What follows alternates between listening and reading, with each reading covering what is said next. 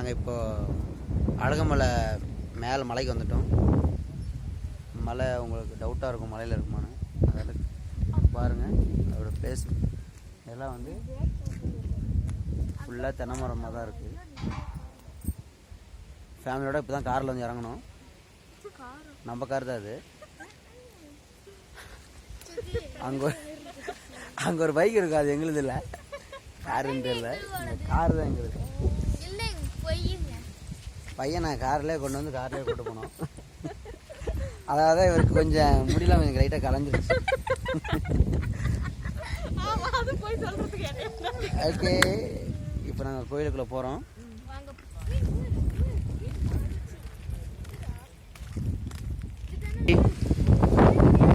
நாங்கள் பண்ணி அழகுமலை. அவன் நடக்கூட, அவன் நடக்கூட, வா நடந்து வா, வா நடந்து வா. அவர் மலை அழகுமலை முருகனை பார்க்க நடந்தே வராரு.